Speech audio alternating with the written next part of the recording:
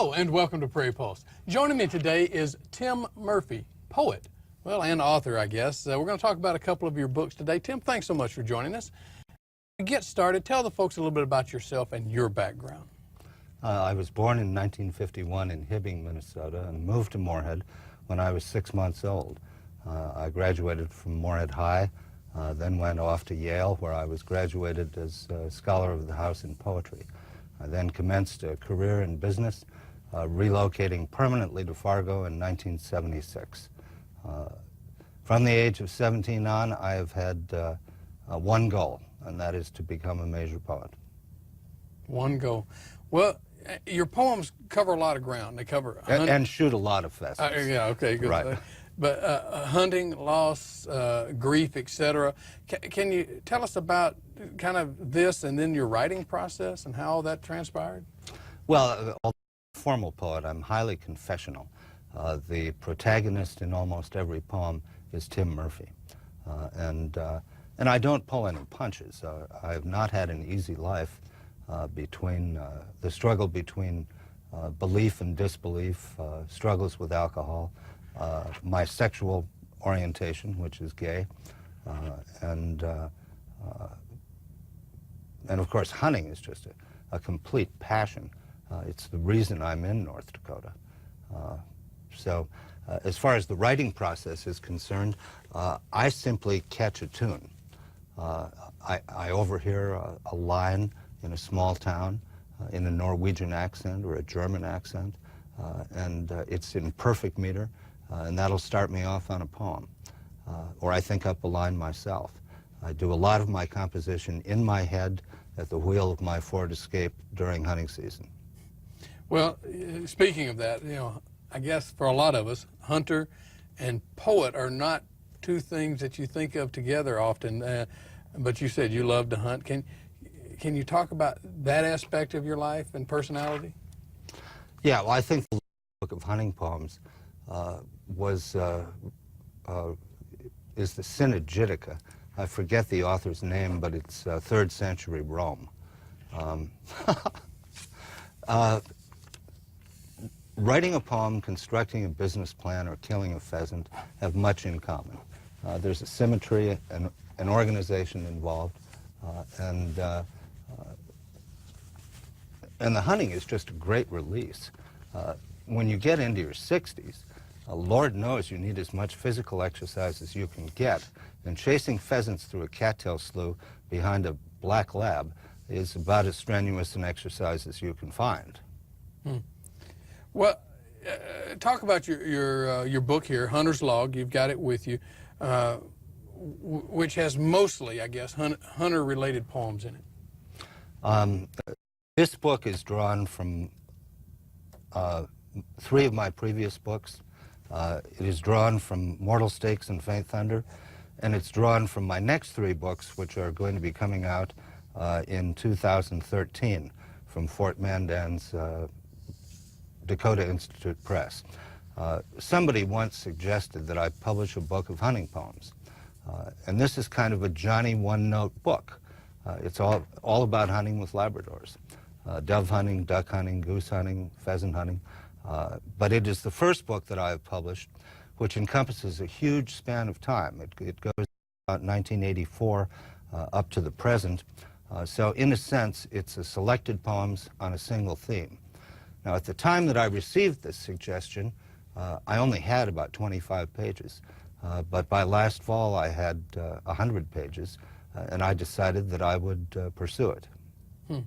Well, with that said, how about, could you read a couple of selections for us from the book? Sure, I'd be happy to do that. I'm going to read what I regard as the best poem from my first book, which was The Deed of Gift, published by the Storyline Press in 1978. This poem is entitled The Blind. Gunner's a decade dead, wing through my father's mind as he limps out to the blind, bundled against the wind. By some ancestral code, fathers and sons don't break. We each carry a load of which we cannot speak.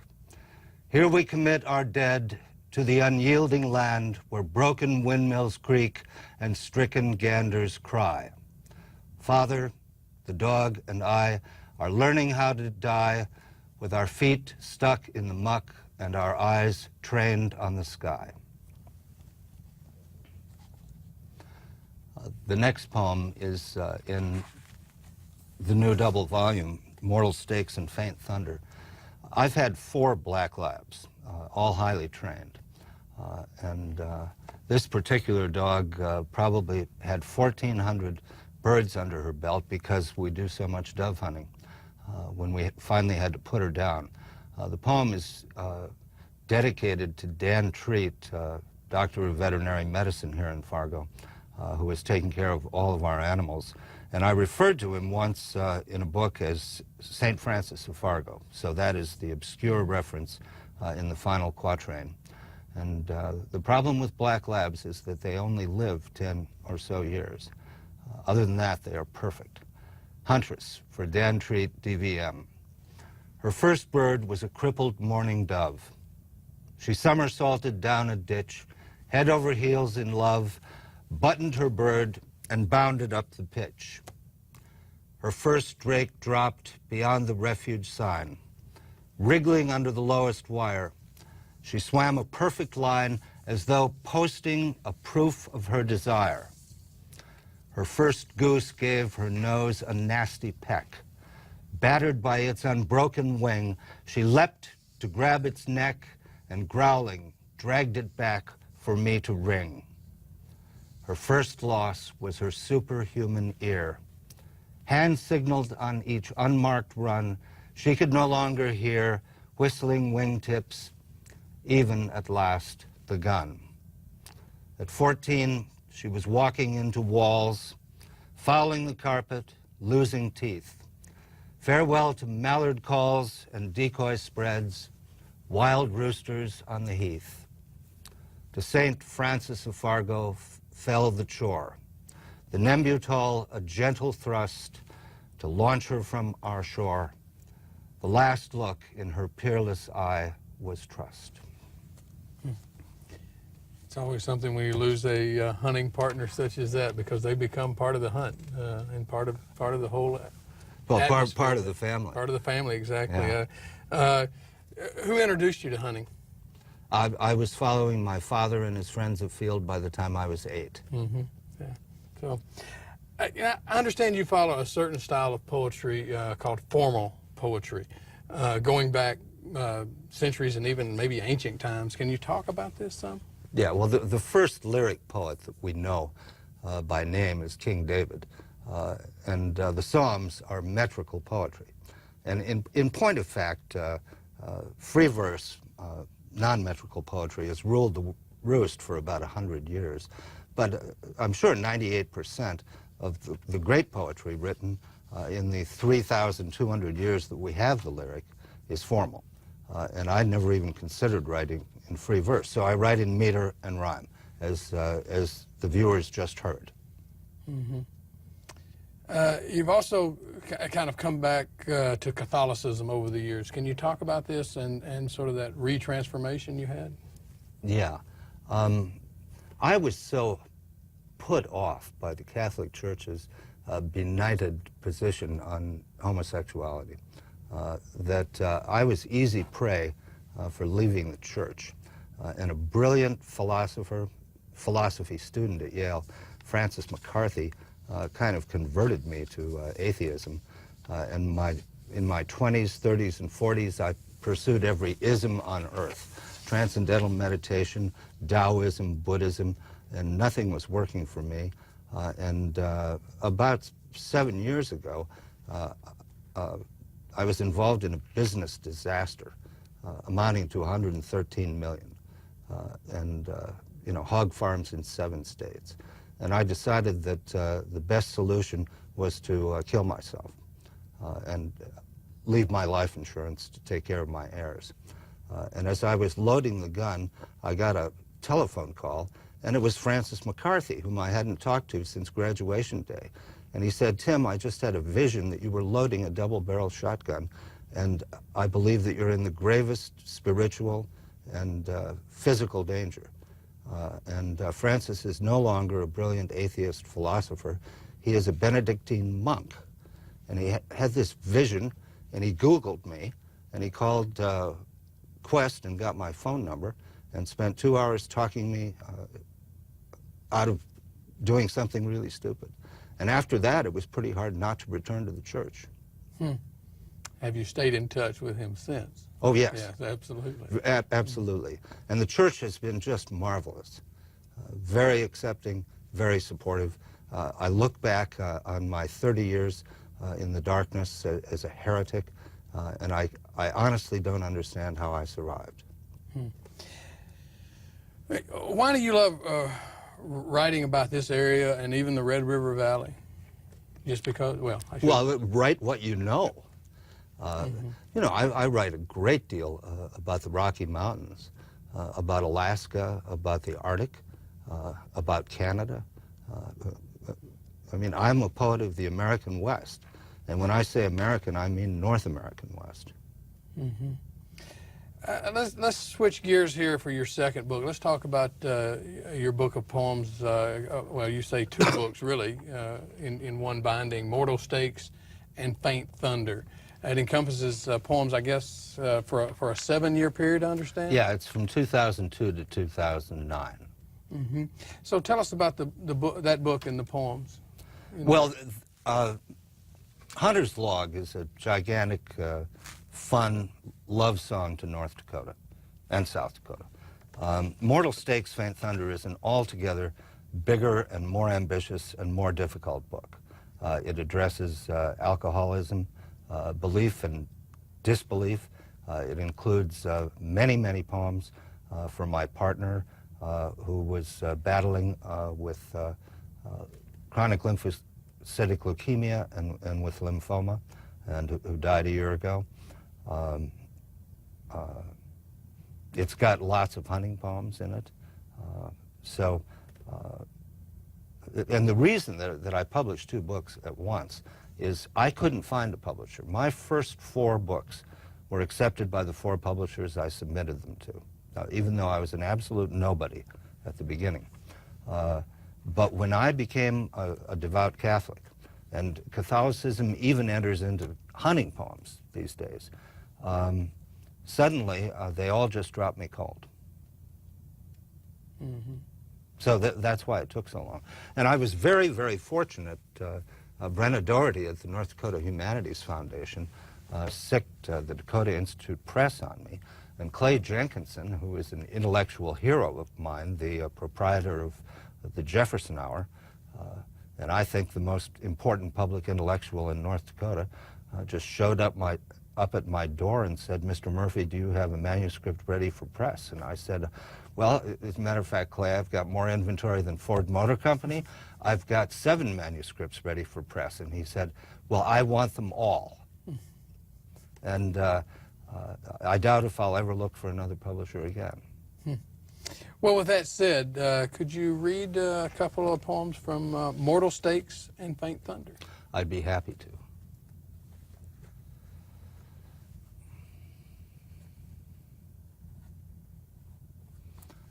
Here's a poem called Two Hands Prairie, which is really a love poem to both Canada and to the High Plains.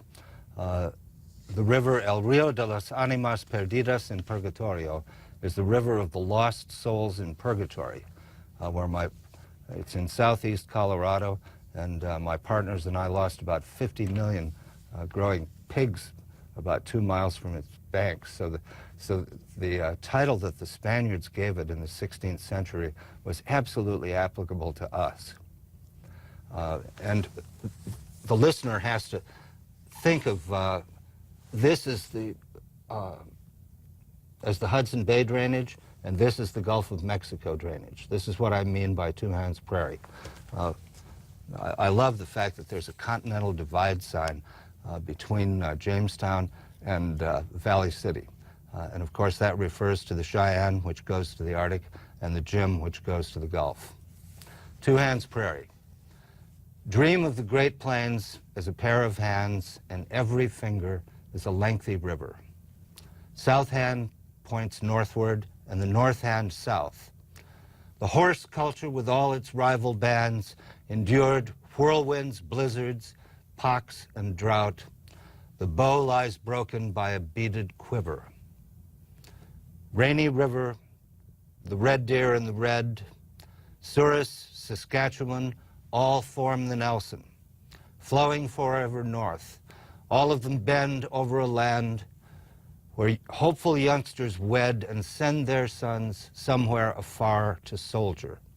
Two hands extend in friendship toward a border which neither nation's army need defend.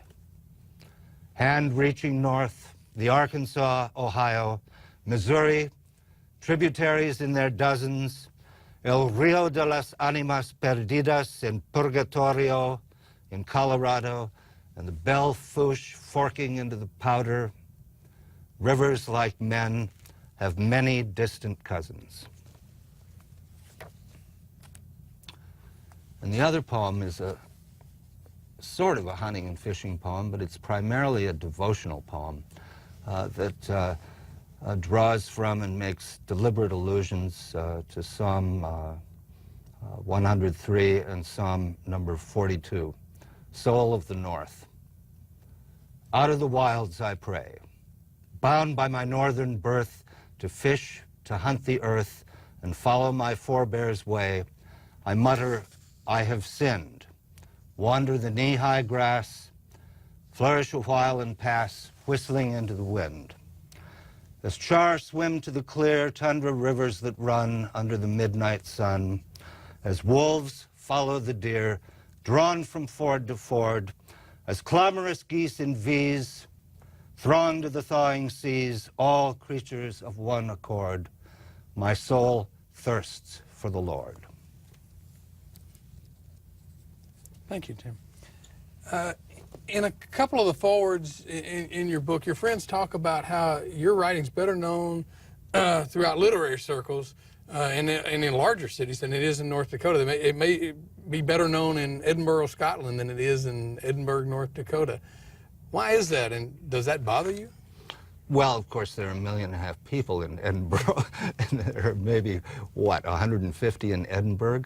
I just have not promoted my work locally. I've published maybe 450 poems in the most prominent literary journals in Australia, in England, Scotland, America, and we just don't have any such venues in North Dakota. However, the Dakota Institute Press is determined to correct that situation. Okay. And that wouldn't surprise me with Clay and David over there. Now, a poet isn't a profession that we think of as much in the modern age. What is it about poetry that you love, and have you been able to make a living at it? By no means. Robert Frost didn't make a living as a poet, and he's the poet to whom I am most often compared, and the situation has gotten substantially worse since the 1930s. No, I've made a living as a venture capitalist, a life insurance agent, and a farmer. In terms of what drew me to poetry, my mother was a Shakespearean actress, my father was a poetry teacher. The first words that I heard were poetry. My mother took one look at me when they put me in her arms, and she recited A.A. Milne's Timothy Tim. And I'm going to ask you to indulge me as I say it. Timothy Tim has 2 blue eyes, and 2 blue eyes has Timothy Tim. They cry with him whenever he cries, and whenever he cries, they cry with him. Timothy Tim has 10 pink toes, and 10 pink toes has Timothy Tim. They creep with him wherever he goes, and wherever he goes, they creep with him. Timothy Tim has 1 red head, and 1 red head has Timothy Tim. It sleeps with him in Timothy's bed, and in Timothy's bed, it sleeps with him. So, I mean, there was no way I was going to end up being anything, the first human speech I ever heard. Well, that's what I was going to say. There was no way that it would ever, yeah, and you took the words right out of my mouth there. So with that said, then obviously you were influenced at a very young age, as you just stated there. But Then talk about some of your influences as you grew up. You talk about meeting Robert Penn Warren, who wrote All the King's Men when you were at Yale, and how did that influence you? Well, Mr. Warren did not teach poetry at Yale. He taught the novel and short stories. But his primary interest was always poetry, and he won 2 Pulitzer Prizes for poetry. He took me under his wing the first day of my sophomore year and gave me a 3-year one-on-one tutorial. He had me memorize 30,000 lines of poetry from the canon, which is a staggering amount, even for a teenager, because he wanted me to never make a metrical mistake. And it was a great discipline that exposed me to hundreds of years of poetry and exposed me to many languages. In terms of, and about 10,000 of those lines were Yeats, William Butler Yeats was kind of a ruinous influence on me. I was so derivative of him until I was 25 that the earliest poem in The Deed of Gift is written at age 25. Of latter years, I would say that the 3 poets that most influenced me are Robert Frost, Thomas Hardy, and King David. Okay. Do you remember the first time you sat down and wrote poetry? I didn't start writing until I was 17, a senior at Morehead High. Okay. I wanted to be a folk singer, and my giving up folk music for poetry was a great gain to both arts. What about other writers or poets who you admire, or who have influenced you over the years? It might be that the greatest poet of the 20th century is Borges, and a friend of mine has done a magnificent formal translation of Borges, which the widow won't let him publish. It goes out of copyright in 2031. Unfortunately, Bob Mezzi is 76. And you know, I'll be 80 in 2031, so I don't know that I will live to see the text. But that just struck me as a thunderclap. As I was coming to grips with my own sexuality, Constantine Cavafy, the great Greek poet from Alexandria, Egypt, showed me a way not only to write poetry, but to live my life. Okay. You know, we talked about it before we came on the air. There are some wonderful illustrations in your books. Who did those? Okay. All of my books, 5 of the 7 books have been illustrated by Charlie Beck, our great woodcut artist down in Fergus Falls. Charlie is 88 years old and still playing his A game. I've used 12 Beck illustrations in my various books. Earlier this month, I gave a reading at the Rourke where we hung all 12 of those woodcuts. When my first book came out in 1998, my publisher asked me who I wanted to use for the cover, and I didn't even have to think. I said, I want Early Snow by Charlie Beck. So Charlie and I have had a long collaborative relationship, and as I have said in speeches, Charlie sees the prairie as I try to hear it. Oh, the shot that they just were showing was the canvas backs. Yeah. Was one of the illustrations. Yeah, I used canvas backs to preface Faint Thunder, the second book in this double volume, because it's a rather joyful book and it's a rather joyful painting. Mm-hmm. Eldridge Hardy, the illustrator of Hunter's Log, is regarded by many people as America's foremost outdoor illustrator. Serious critics compare him to Winslow Homer.